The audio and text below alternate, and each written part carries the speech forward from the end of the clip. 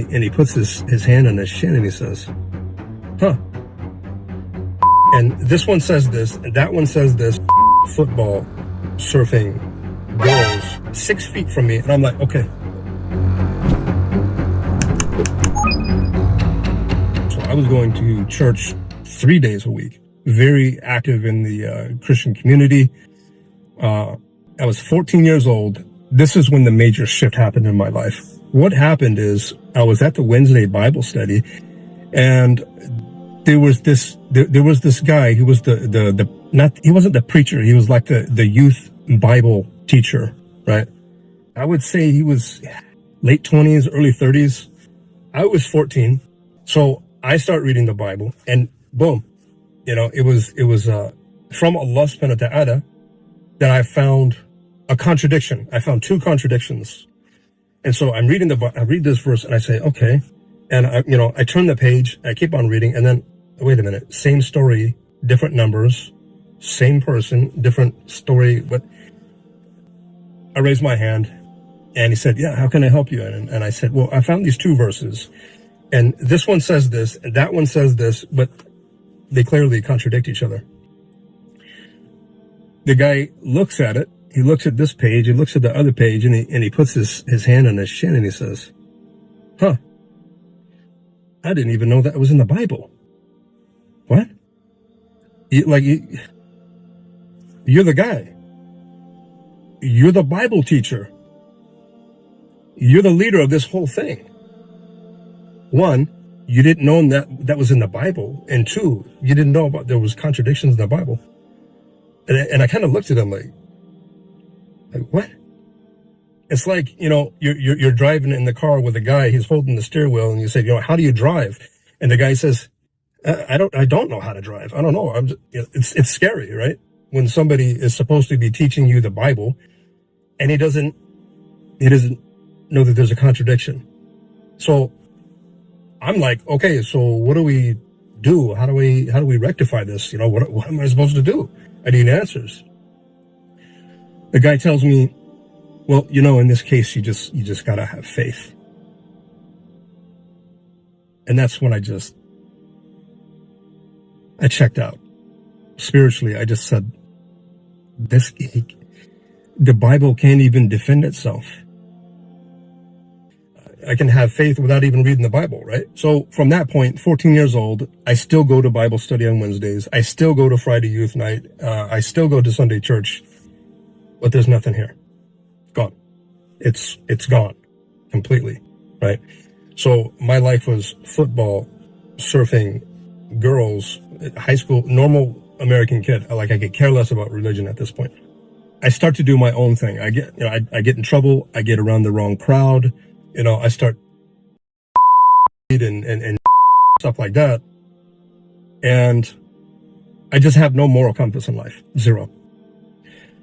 And so I thought the best way to remedy that is to go into the military. So I joined the military. Long story short, I do my time in the Army. I get out. So fast forward, after I get out of the military, what happens? Same thing.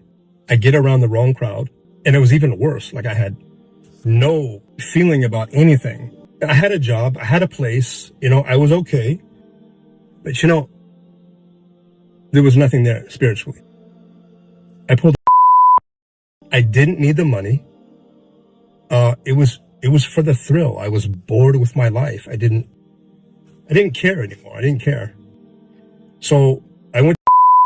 Before that, I've never been. I'd never done a. I've never did it an 1 hour. Never. But here I was. So I'm doing my thing. I'm just running, I'm going around the track. And I see this guy across the track. Turkish guy named Omar.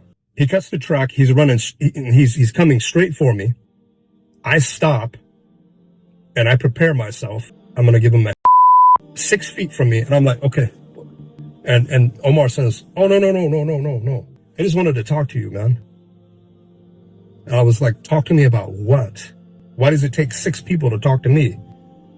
He said, Oh man, my bad. That looked wrong, and I understand. So we start to walk the track, and he asked me, "What do you know about Islam?" I said, "Nothing. Absolutely nothing. I know nothing about Islam. Nothing." When Allah subhanahu wa ta'ala wants to guide somebody, He does it in this amazing way.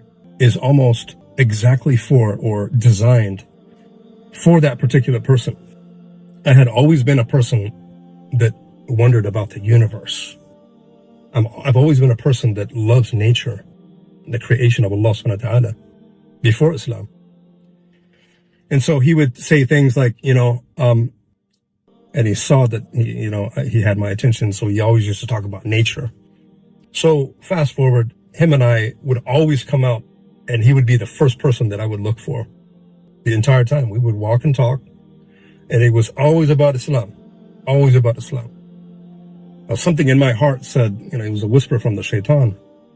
Why do you let this guy talk to you this way? Like, you're a Christian, man. Stand up for Christianity. Long story short, and I consider myself versed on Christianity and the Bible. But everything that I tried to argue, he would dead it immediately with proof from the Bible and the Quran. So weeks went by.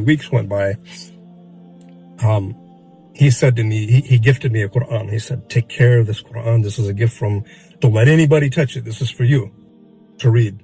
I went into the back, and I went to the back of the Quran, and I looked up names: Jesus, Moses, Abraham, Mary. The thing that I noticed was these stories are all the same in the Bible. Like, same version, same events, same people. And I said, and I got discouraged. I remember getting discouraged and saying, "Oh man, if it's like the Bible, it's going to have contradictory verses." There it is. It's going to have contradictions in it. And anyway, I talked to Omar about it, and he explained how the Quran was revealed, and it was still preserved in his language. It was memorized and everything by millions of people. So I read the book so much. I read this Quran so much. I was really taken by the Quran. So I read the Quran, very impressed by the Quran, especially the Surah Ar-Rahman. That really touched me. So he came to me one day and he said, "Check this out, man. How about if I invite you to Jummah?" What's Jummah? I went to Jummah as a non-Muslim. The first time I went to the masjid was as a non-Muslim. Got there, first thing that happened, I heard the adhan. And that brother was calling the adhan from the heart, and it hit me.